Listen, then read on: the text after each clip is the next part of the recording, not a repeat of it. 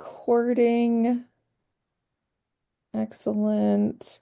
If there's anything that anyone needs in terms of captioning or anything like that, please let me know, or you can put it in the chat. Abir is also co-host, so she can enable anything that anyone might like.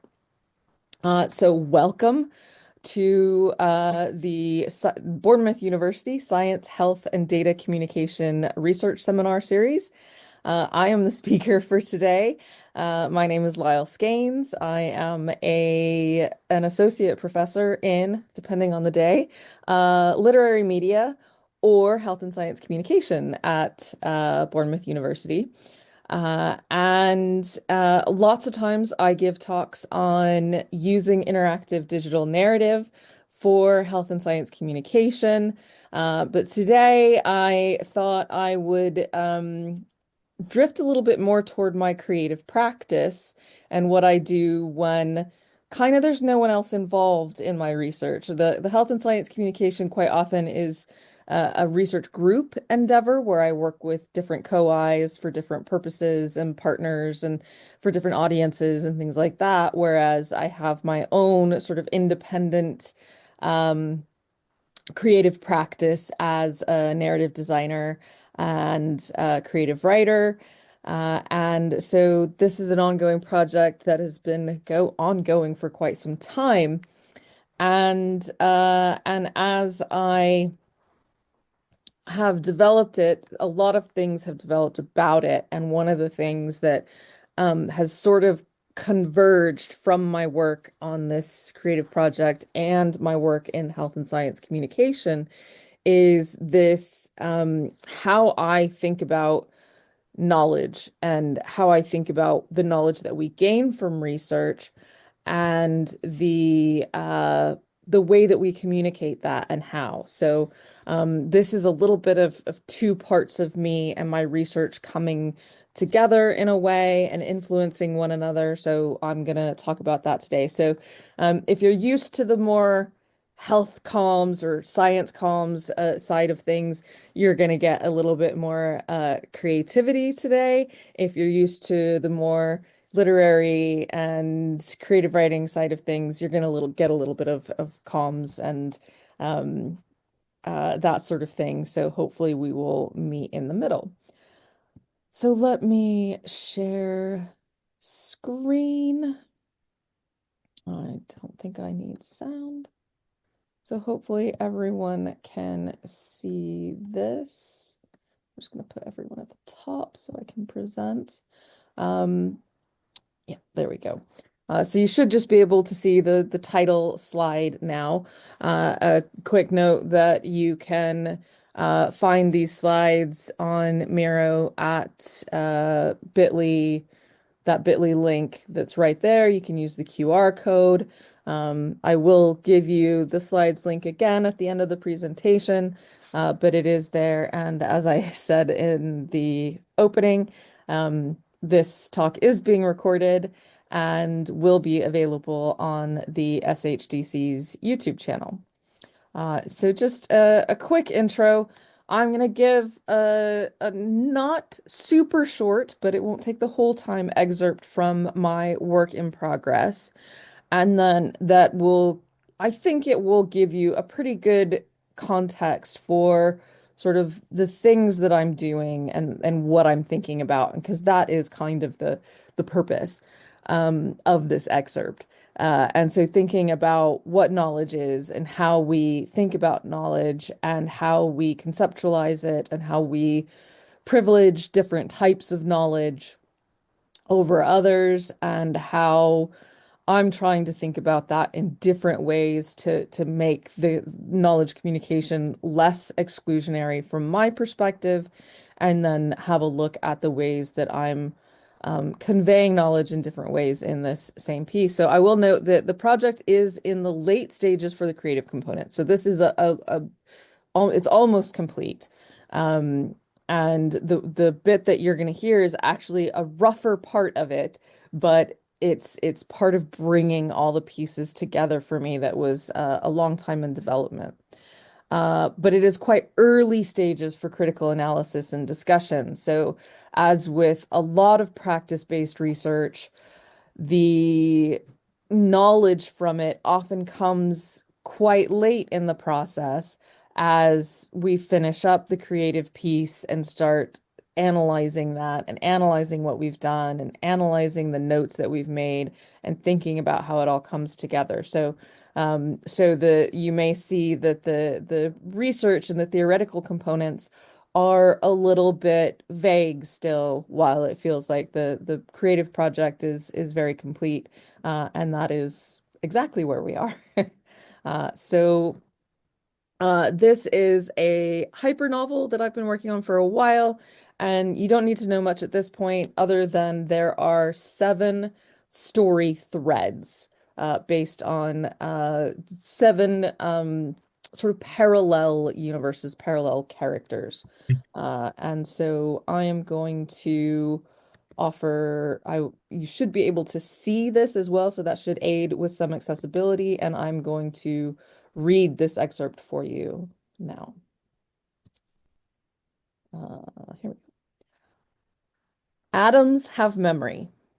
It's a simple thing to say, and even a simple thing to observe, but not an easy thing to understand. We've observed this memory for a very long time without knowing that's what was behind the strange behavior of these tiny units of the universe. Once you get down into the nitty-gritty of them, atoms are weird. We talk about electrons in their orbits as if they were planets cycling around a star, but planets never travel in dotted lines. Electrons do. They're only here sometimes. Other times they're just not. Light has multiple personalities, or perhaps we might say it has twin talents. It is a wave, it is a particle. It's not a wave or a particle, it's a wave and a particle, which makes it that much more difficult to pin down, like a moth that is gaseous. We severely hindered our understanding of our world in the 20th and early 21st centuries by allowing knowledge to become specialized. What else could we do, though? We had learned so much, and we recognized we had so much left to learn. We could no longer expect to learn it all as individuals. One human student hadn't sufficient waking hours and life expectancy to become an expert in philosophy, languages, art, literature, biology, cosmology, chemistry, music, dance. We did what any social animal in a cooperative society does. We shared these tasks. We agreed.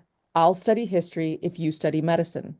I'll advise governments if you develop earthquake-safe structures. I'll argue about what Margaret Atwood really meant if you do the math on the three-body problem.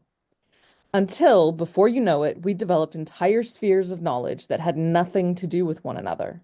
We could both be highly educated, of similar backgrounds and qualifications, and entirely unable to talk to one another about what we know. Such is the way of humans. We trudged on like this for way too long, if you ask me. I like to blame classism, the notion that one realm of research, often science, is somehow better or more worthy of exploration than another, usually the soft humanities. But look what we create when we focus on science and forget about humanity. Nuclear bombs, prison experiments, pain experiments, Jurassic Park. We get so excited that we never stop to think about whether we should. So it took us far too long to understand the unifying theory of the universe, that the universe remembers. Humans think nothing of the ability to remember. We do it all the time. I remember the blue carpet in the den of my childhood home. My partner remembers the art his mother would craft from Bundaberg bottle tops. I remember where I put my keys, that Thursday follows Wednesday, that I like peas but not broccoli, and I love Star Trek. Some of my memory is about simple facts, but most of it, probably the most important parts of it, are what I remember about being me. Who my parents are, the games I played as a kid, my favorite make-believe stories, who bullied me in school, what made me homesick when I first moved out on my own. Without our memories, we are alive, but we are not ourselves. We are blank, unwritten.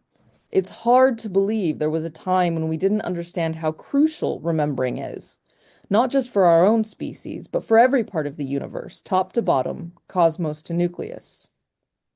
Atoms have memory. This is the fundamental knowledge of our time, perhaps the fundamental knowledge of all time. Humans had universities and spectrometers and telescopes and all manner of dialogue and debate for decades. Yet we were still merely chimps licking feces to figure out what it was until we brought our spheres of knowledge together. No mathematical equation can tell you the history of our solar system.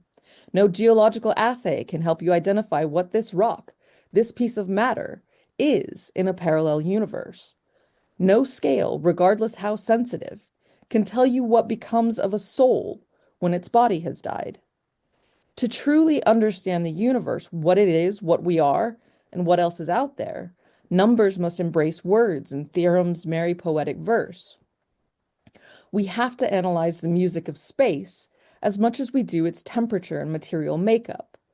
To know ourselves, we ask our electrons to tell us the story of what they are when they are not with us.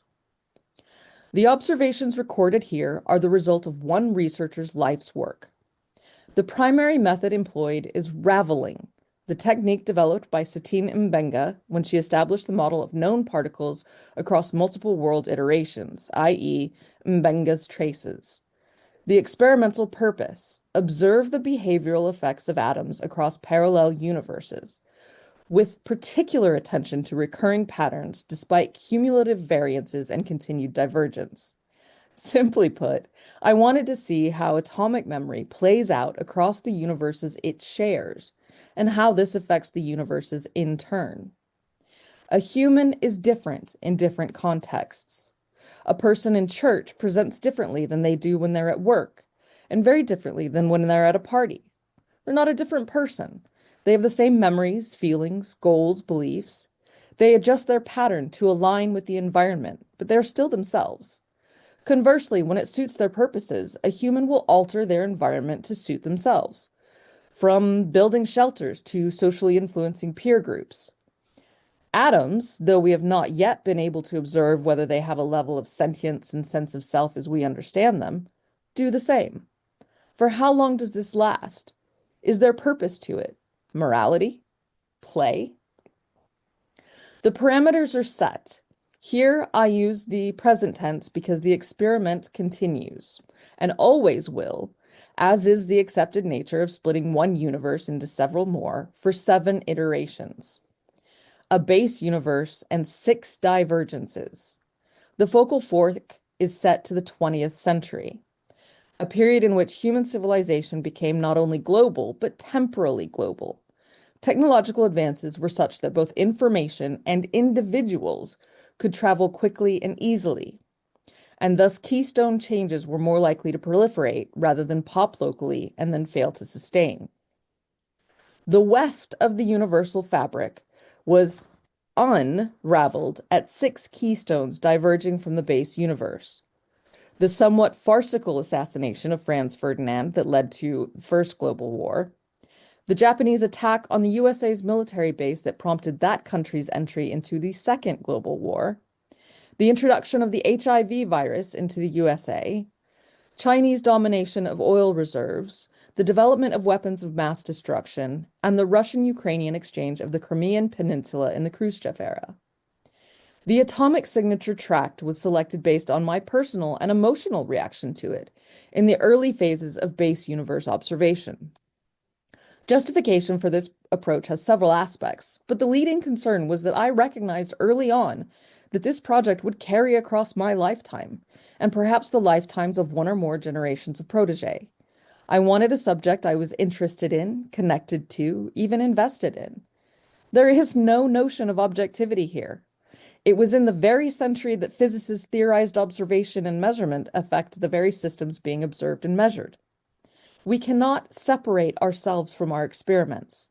A fully realized study embraces the intrinsic subjectivity and involvement of its researcher. What follows is a re-raveling of the outcomes, contextualized with my observations, translated into written text as closely as I could align a linguistic semiotic system with the fully immersive diverged universes that resulted from the unraveling. I chose a purely text-based medium for the communication of outcomes as opposed to the more widely used memory download, because the art of creation enables a deeper, more complete connection to the subject matter, and a novel seemed in keeping with the era examined. I open with the base universe in which Archduke Ferdinand was successfully, if haplessly, assassinated. The Japanese bombed USA's Pearl Harbor base in 1941. HIV was introduced to the USA population in the 1980s. Peak oil had not been reached by the turn of the 21st century. And Nikita Khrushchev, in a move of nostalgia and sentimentality, transferred possession of the historically disputed Crimean Peninsula to Ukraine in 1954, despite lack of a quorum on the move from his Supreme Council. The atomic signature is centered in one human across all derivations, typically found in one geographic area of what is the state of New Mexico in the United States of America in the base universe. The particular time period conveyed in this text occurs over approximately 5 months, in which events occur that demonstrate the congruity of the atoms across universes, despite significantly diverging paths. So that is a rather rough draft. Apologies, somehow where did it go? My window went away. I know where it is, but I'm not finding it. Hold on.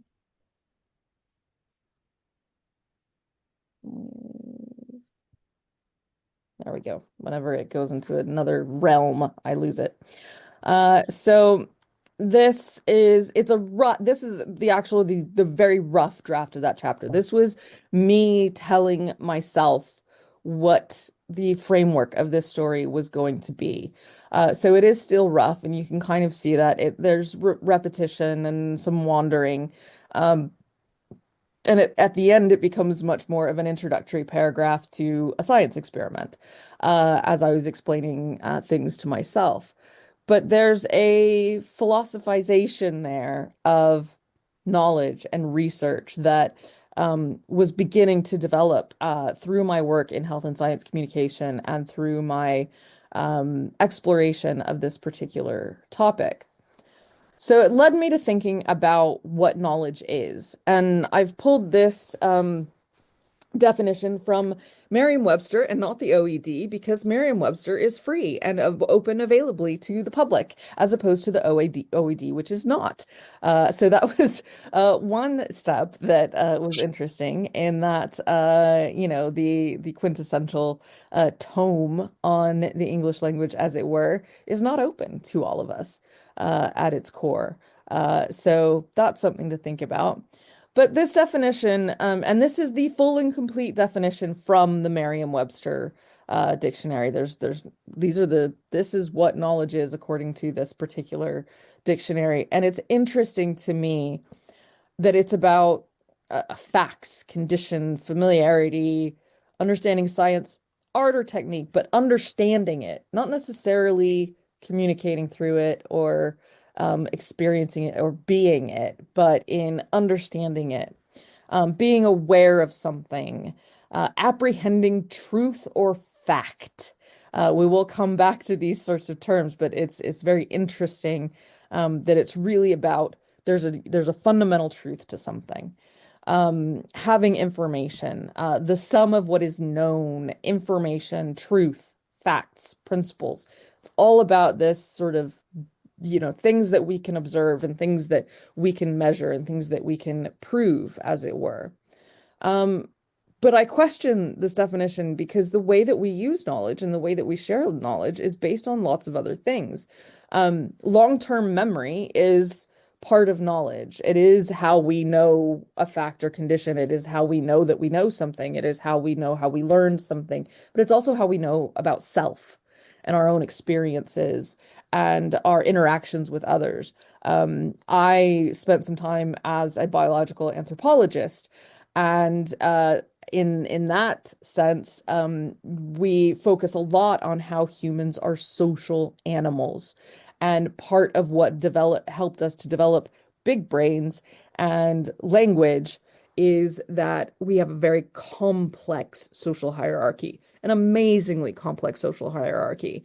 And so much of what we do is behind our drive to understand where we are in that hierarchy, how we can predict what will happen within that hierarchy. So that's storytelling, imagination, predicting the future to see how things will play out so that we can, this is a long-term survival tactic in a complex society. So, understanding of self, theory of mind, social understandings, body language, emotional awareness, these relational, contextual, where we are in our environment, these are all forms of knowledge that aren't really taken account as in our common understanding, in our familiar understanding of knowledge, and in particularly our research knowledge. And part of that comes from this whole notion of empiricism that we have held tight to. Thank you, Francis Bacon. That there is somehow a fundamental truth to the universe that can be uncovered through measurement on and observation and experience. And that even if it's experience, it still needs to be measured and shown and reproduced, right? Reproduction of knowledge is and observation is really, really important. And we get these stories of these early researchers. I love this picture of Marie Curie because clearly she had to stand there in that pose for quite some time for this early photograph to be taken. But it's supposedly she's in the act of measuring something, right? She's in the act of doing her work on radioactivity and chemistry. Um, I love this artist representation of Archimedes in the bathtub. You could argue that this is Archimedes, it obviously predates Francis Bacon, and predates the notion of empiricism, but it's both, but he, for me, represents both empiricism and rationalism in that the empiricism is he observes the displacement of the water. He has long-term memory that tells him that water displacement can tell him something about the material makeup of objects, right? So he was tasked with figuring out whether a gold crown was actually gold or just silver plated in gold. And he wasn't sure how to resolve this issue until he was in the bath one day. This is an apocryphal story, as most of them are, and saw the water displaced from the bath and thought, aha, I can figure it out by how much water the crown displaces. It will displace different amounts of water because these two metals are different densities. And then he ran through the streets naked, shouting "Eureka!" Which makes us all giggle and titter as elementary school students. And then of course we have Newton, our mathematician, and our in the wonderful story of the apple falling from the tree, and he observed that and made some connections and did some math that none of us understand, and posited the theory of gravity. So it's about these observation and measurements, and in our current model of research, and that's primarily the type of knowledge sharing that I'm talking about today. It's this model that we privilege. It's this empiric, and I will note I did look up the etymology of the words empiricism and imperialism. They come from two completely different roots. They're not actually related, although it feels like they are.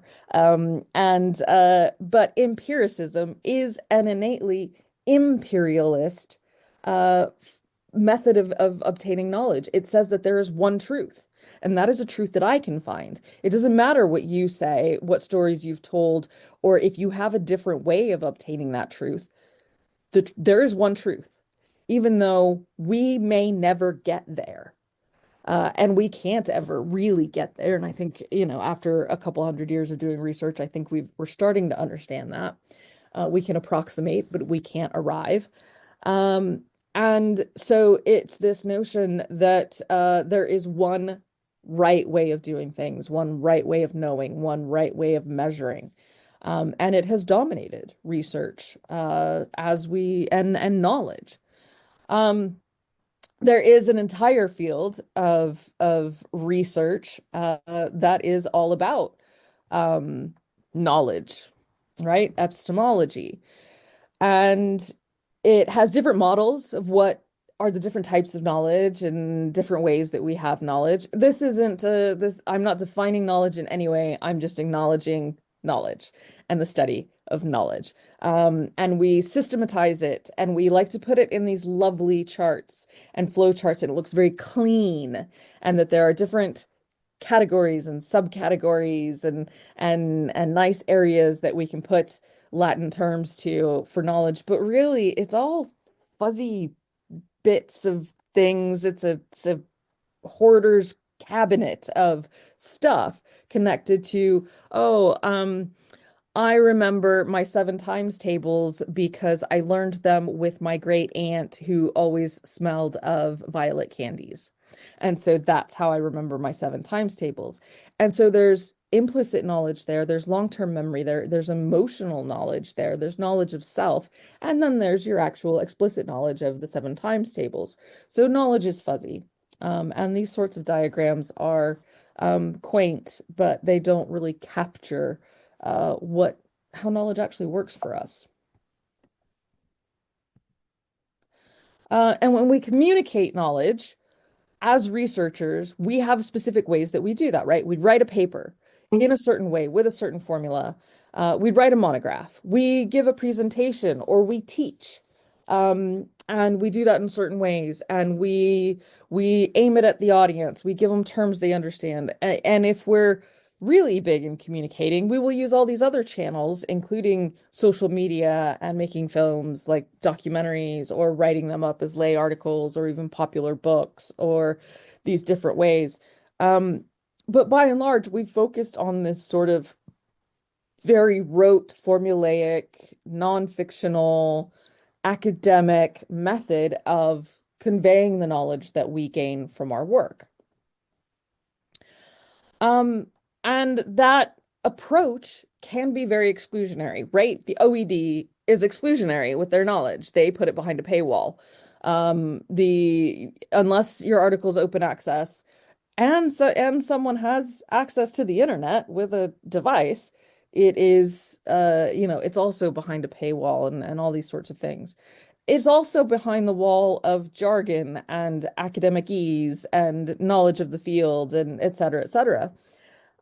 So we also tend to privilege certain types of knowledge over others. Obviously, we privilege that empirical knowledge, while we sort of elide the implicit knowledge, the emotional knowledge, experiential knowledge without observations or measurements that back it up, right? Oh, and an anecdote is not data. And I love that saying. But an anecdote is data. It's just different data. And so for these areas, we sort of go, that's soft. It's fuzzy. We don't get it. And note how often that type of knowledge is what is developed in feminized subject areas, things that are called soft sciences like psychology, biology, which, by the way, are usually where women and people of color and those who aren't part of the dominant hegemony go into those fields. Software was so named specifically because women did it. Men did the hardware, women did the software. When men came back from World War II and they wanted to push women out of computing, they then tried to make it harder by calling it software engineering. To harden it up for the men. So the masculine side of this is that that's the truth. There is a truth you can get to through the hard scientists and these measures and observations. And we know that the women and the femme and the marginalized people are exceptions, right? We have this whole story about the exceptional woman, right? And Marie Curie is perhaps the best known of exceptional women. Of course, women can do science. Look at Marie Curie. She did it. Why can't you? Look at this one exceptional person. She did it. Why couldn't you? So women, of course, women are equal. This one person did it. We're going to ignore the entire system of lack of privilege and things that keeps everyone else down, and that she was able to arise above it, and using exceptional in the other way. But that's the notion. So we don't have to work on this area because one woman succeeded in it. It's fine now. We also have the Matilda effect, which I like to use Rosalind Franklin to illustrate the Matilda effect, which is that when working in a team, the male team members, and particularly white cishet European males, are the ones who are recognized for the work, even when the woman on the team was the one who actually took a picture of DNA. She actually took the picture, and still Watson and Crick are credited, thanks mostly to their own narratives. But still, they are the ones who are credited and got the awards, and largely because you can't get a Nobel posthumously, so she couldn't have gotten the Nobel because she died because of the work that she did. X-ray crystallography probably, in all likelihood, was the cause of her cancer that killed her young. So this Matilda effect that tends to push down the different players in the knowledge spheres in which we work. So these imperialist structures, I'm just going to summarize them here. Until extremely recently, obviously, research in the West is overwhelmingly limited to men, particularly rich men. We're still not at parity at all. Just look at the breakdown of professors, the people at professorial level across the UK. It is not at parity, by gender, by race, by anything that you want to measure. Disciplines and methods of study are that are practiced more often by people seen as lesser than, and here we look at the humanities like gender studies, queer studies, race studies. They get fragmented off because they're not considered relevant to the dominant hegemony. And the more engagement in feminized methods, getting away from that masculine truth of pure objectivity as if that were possible, the less validity is given to these areas of knowledge and these methods of developing knowledge. So not only do we not privilege those types of knowledge, but then we say it's not good knowledge. It's an anecdote. It's emotional. It's your experience, but it's not valid to the rest of us. And yet remember that our original form of human communication is storytelling, is talking to one another, is pulling these stories together. I really love this first image is I didn't even realize till I was looking into it that these are very much a New Mexican artwork. It was created by a woman out of the Cochiti Pueblo across New Mexico and a bit of Arizona, I think. But this is a storyteller doll. And this represents the storytelling, the knowledge sharing tradition in the Pueblo communities. And I love this. It's usually a woman, although it can be a man, the storyteller, but usually a woman. She's always got that her mouth open because she's telling a story, and all of the children are very happy and they have piled onto her. And this is actually one of the figures with the least amount of children piled onto her. Usually they're just coming out the wazoo. And I also love this because she's got a drum, and so that also represents music and that part of the aspect of storytelling that combines with music for helping us to convey and remember and pass on. And that is also exemplified in this notion of a bard, right? A traveling bard, which was this is the OG internet, right? This guy yes, this is Jaskier from The Witcher. But he would gather stories and he would travel around and he would be putting together all of the adventures and stories and our classic literature in the European sense of Chrétien de Troyes of Arthurian legend and the Odyssey, the Iliad. These were all originally oral tales that, Chaucer, all these guys happened to, write down and put to paper, but they existed in this form before that. So this is knowledge sharing before we codify it and formalize it and say there is a truth to it that we can get to, and forget about all the rest of it. And this is something I like to remind folks is that as humans, we engage far more in informal communications. We spend about 17,000 lifetime hours in formal education. on average. And this is, by and large, this is our Western world, but it's not vastly different in a global context. 146,000 lifetime hours in entertainment media. That translates to almost 2 years in school, but almost 17 years spent, quote unquote, playing around, leisure activities, being entertained. This is games, TV, film, books, social media, online media. And yeah, there are some blurry areas where, we may have continuing education as adults that, or we watch YouTube tutorials or read a how-to book or read a nonfiction book or what have you. But also remember, there's plenty of leisure that happens in schools. So by and large, it averages out. We spend almost 9 times more of our life engaged in these informal communications than we do in formal education. So, as educators, as communicators, as knowledge sharers, we have largely been neglecting key spheres of knowledge communication and letting other people quite frankly, letting people like me do it, who, we've seen in lots of ways may not be as embedded in accurate information and educational information as they are in entertainment because of capitalism for the win. So this is important to remember. Um, and I'm going to point out here that so this is the aspect of where these are. So let me explain what I'm showing here, and then I will shut up because we are nearly at the end. This is the opening scenes, this and the next slide, and I'm not going to read these aloud because it would take forever.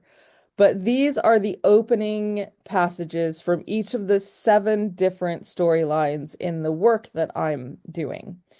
And each of them obviously has a different divergence point in history. So we take the original storyline, which is our timeline, the timeline in which we had World War I and World War II, and the Crimea was returned to Ukraine. We have not yet reached peak oil, et cetera, et cetera. And the idea here is that the experimenter, the raveler, and I love that word because it means both to put together and take apart at the same time.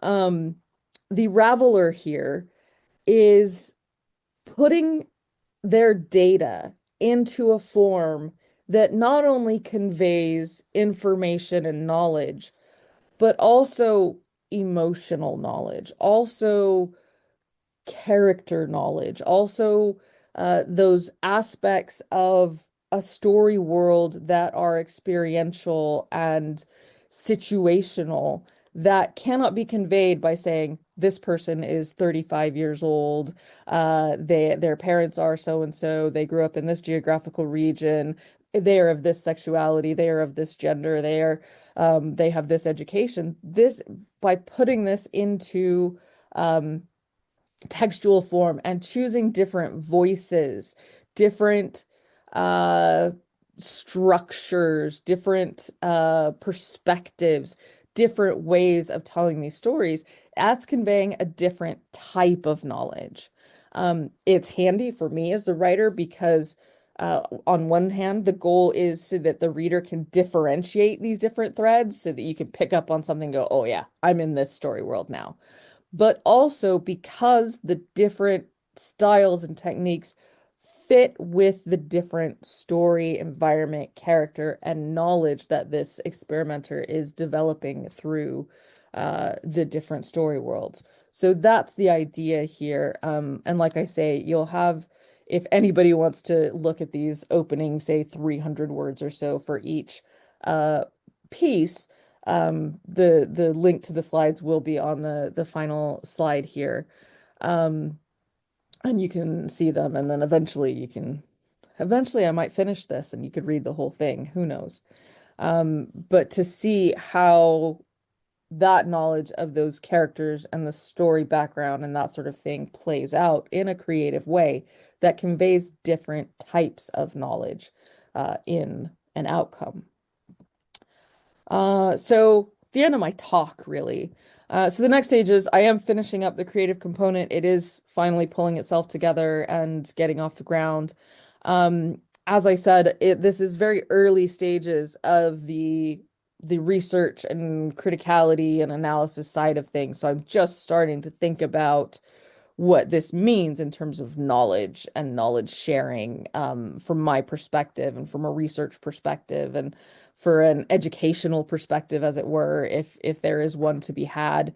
Um, and then think about this approach as, if I'm going to publish the knowledge that comes out of this, do I do it in that traditional way?